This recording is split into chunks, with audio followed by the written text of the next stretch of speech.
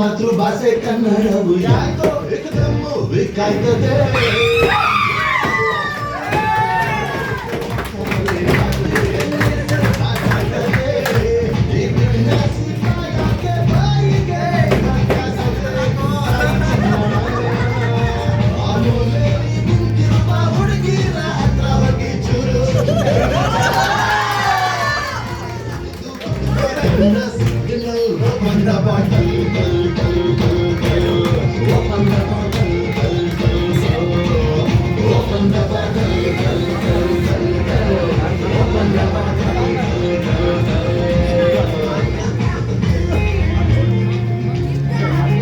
ఇక్కడ బా ఇక్కడ బా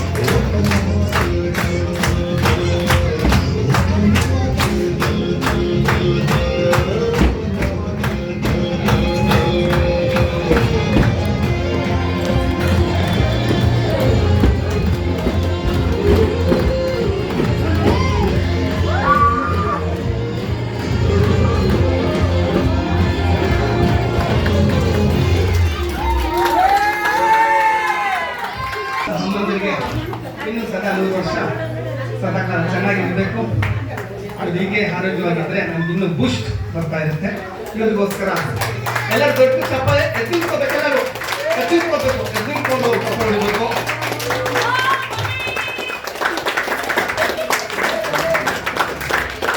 ಇದು ನಮ್ಮ ಮಾತಾಡ್ತೀನಿ. ಹುಟ್ಟುಹಬ್ಬದ ಶುಭಾಶಯಗಳಂತ ಹೇಳ್ಬಿಡಿ ಅಷ್ಟೇ. ಹುಟ್ಟುಹಬ್ಬ ಶುಭಾಶಯ ಅಂತ ಹೇಳಿ. ಇಲ್ಲ ಇಲ್ಲ, ಮಕ್ಕಳ ಬಗ್ಗೆ ನೀವು ಒಂದು ಹೇಳಬೇಕು. ಮಾತಾಡ್ಬಿಟ್ಟು ಆಮೇಲೆ ರುಗನ್ ಸ್ಪೀಚ್ ಇದೆ. ಹಳೇದು ನೆನಪುಗಳು.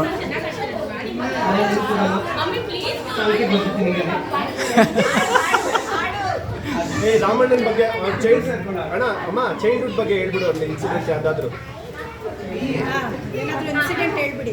ಯಾವ್ದಾದ್ರು ಒಂದು ಇನ್ಸಿಡೆಂಟ್ ಹೇಳ್ಬಿಡು. ಉಪ್ಪಿಟ್ಟು ಇನ್ಸಿಡೆಂಟು ಅದೆಲ್ಲ ಹೇಳ್ಬಿಡು. ಬಾಬೆ ಇಲ್ಲ ಬಾಬೆ. ಅಪ್ಪ ಹೇಳ್ತಾರೆ.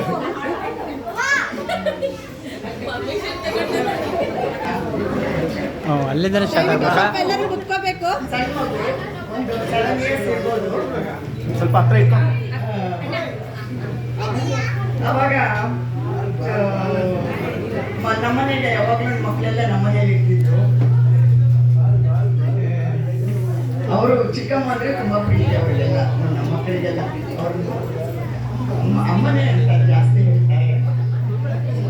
ಅವ್ರು ನನ್ನ ಮಕ್ಕಳಿಗಿಂತ ಜಾಸ್ತಿ. ಒಂದು ದಿವಸ ಹೀಗೆ ನಮ್ಮ ಯಜಮಾನರು ಮಧ್ಯಾಹ್ನದ್ದು ಒಂದು ಅರ್ಧ ಕೆಜಿ ರವೆ ತಂದು ಉಪ್ಪಿಟ್ಟು ಮಾಡಿದ್ರು. ರಾಮಗೆ ಎಷ್ಟು ತಿನ್ಬೇಕು ಗೊತ್ತಾಗಲ್ಲ ಅವನಿಗೆ. ತುಂಬ ಇನ್ನೋಸೆಂಟ್. ಬಂದು ಕೂತ್ಕೊಂಡಿದ್ದ ಅವರು ಚಿಕ್ಕಪ್ಪನ ಪಕ್ಕದಲ್ಲಿ. ಅವರು ಬಡಿಸ್ತಾ ಇದ್ರು. ಇನ್ನೂ ಸ್ವಲ್ಪ ಬಡಿಸ್ಲಪ್ಪ ಅಂದರೆ ಹ್ಞೂ ಅಪ್ಪ ಅಂತ ಅಂದರು. ಆಮೇಲೆ ಫುಲ್ ಅರ್ಧ ಕೆಜಿ ಉಪ್ಪಿಟ್ಟು ಒಬ್ಬನೇ ತಿನ್ಬಿಟ್ಟ. ಅವ್ನಿಗೆ ಗೊತ್ತಾಗ್ತಾ ಇಲ್ಲ ಎಷ್ಟು ತಿನ್ಬೇಕು ಅಂತ. ಆಮೇಲೆ ಅವ್ರ ಚಿಕ್ಕಪ್ಪ ಎಲ್ಲ ಅವ್ರಿಗೆ ಬಡಿಸ್ಬಿಟ್ಟು ಬಿಟ್ರೆ ಬೈತಾರೆ ಅಂತ. ಬೈತಾರನು ಬೈಕೆ ತಟ್ಟೆಯಲ್ಲಿ ಬಿಟ್ರೆ. ಹೇಳ್ದ, ನನಗೆ ಎಷ್ಟು ತಿನ್ಬೇಕು ಗೊತ್ತಿಲ್ಲ ಅಮ್ಮ, ಎಷ್ಟು ತಿನ್ಬೇಕು ಅಂತ ಹೇಳ್ದ. ಪರವಾಗಿಲ್ಲಪ್ಪ, ನೀನು ಎಷ್ಟು ನಿನ್ನ ಹೊಟ್ಟೆ ಎಷ್ಟಿರತ್ತೋ ಅಷ್ಟು ತಿನ್ನು ಅಂತ ಹೇಳಿದ್ವಿ. ಅದಾದ್ಮೇಲೆ ಒಂದು ಇಲ್ಲ.